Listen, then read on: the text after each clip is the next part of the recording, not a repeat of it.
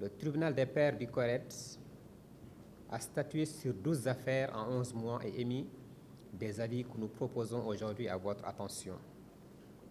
Il s'agit de 8 autosaisines, c'est-à-dire des affaires portées devant le tribunal du père par le CORED. Les 4 autres sont des plaintes que nous avons reçues. Il y a des cas opposant des entreprises de presse. Une seule décision a fait l'objet d'appel.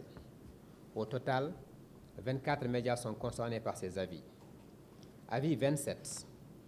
Une autosaisine contre le quotidien national Le Soleil qui avait titré en une Ousmane Diatta, Aka Kabiline, l'itinéraire d'un affreux.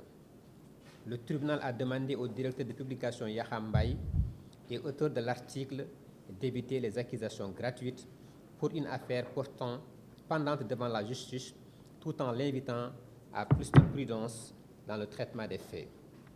Avis 28. Une plainte pour diffamation d'un homme d'affaires français contre l'Herald.net. Le site l'a qualifié de raciste et n'a pas recueilli sa version des faits. Le tribunal a servi un avertissement à l'auteur de l'article Ndiaga Diop et un blâme à Omar Chérif Ndao, alors coordonnateur de l'Herald.net. Avis 29. Une autosaisine du CORED contre le quotidien L'Exclusif pour avoir incité à la violence en titrant en une Yewi Wallou sans aucune résistance ou stratégie face au FDS, l'intercoalition des poltrons. Le tribunal a jugé utile de faire convoquer son directeur de publication, Pape Moussa Doukar, qui utilise comme pseudonyme Justin Ndoye pour le lui rappeler de vive voix. Avis 30. Une autosaisine contre les quotidiens LAS et Terral qui ont publié un article à l'identique rendant compte du meeting à Podor de Cheikh Oumar Anne et Abdoulaye Daouda Diallo.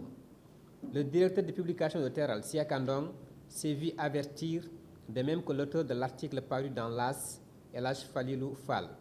Le tribunal leur a demandé de se doter d'un organigramme conforme à l'article 92 du Code de la presse. Avis 31.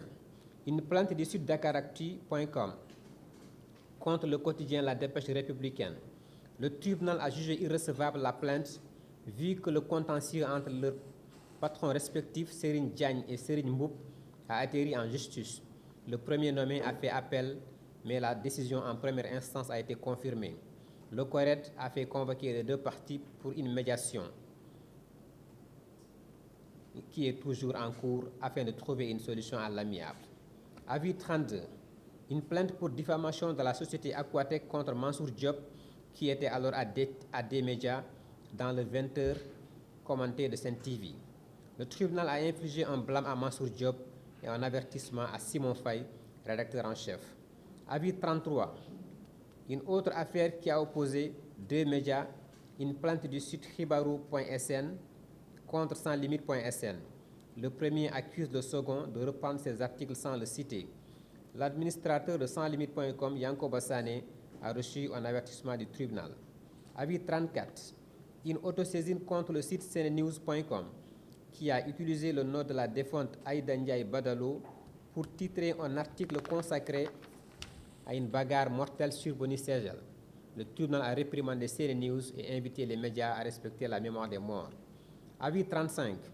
Une autosaisine du CORED contre 10 quotidiens qui ont titré en une et traité une affaire d'escroquerie opposant Zakir Sow à Abdoulaye Silla. Un de ces quotidiens a précisé en détenir l'exclusivité. Seul Wa Grand Place a reconnu avoir reçu de l'argent et omis de mentionner Publi Reportage. Les autres ont tous nié. Le Témoin, Tribune, Alerte, L'Évidence, Vox Populi, Source A, Le Mandat, L'Exclusif et Les Échos.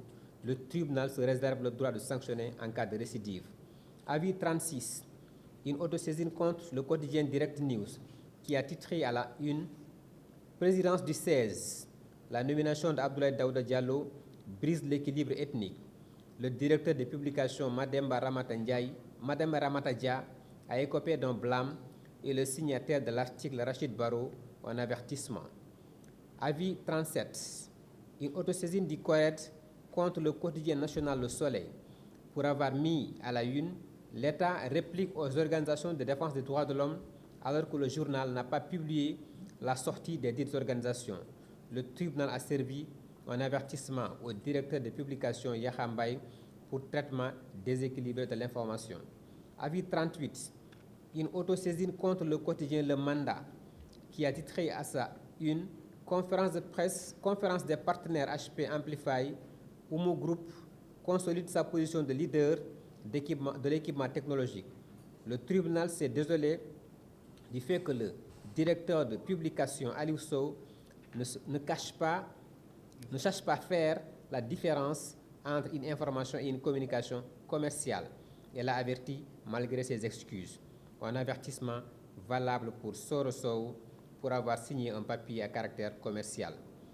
Le tribunal des pairs du Corée a ainsi servi 9 avertissements et 3 blâmes. Tous ces avis du tribunal des pairs sont inspirés du Code de la presse et de la Charte des journalistes du Sénégal que nous ne cessons de demander aux consoeurs et confrères de lire pour s'en imprégner afin d'éviter certains manquements à l'avenir. Il faut souligner que quand le tribunal sanctionne positivement ou négativement, il met toujours en avant la pédagogie.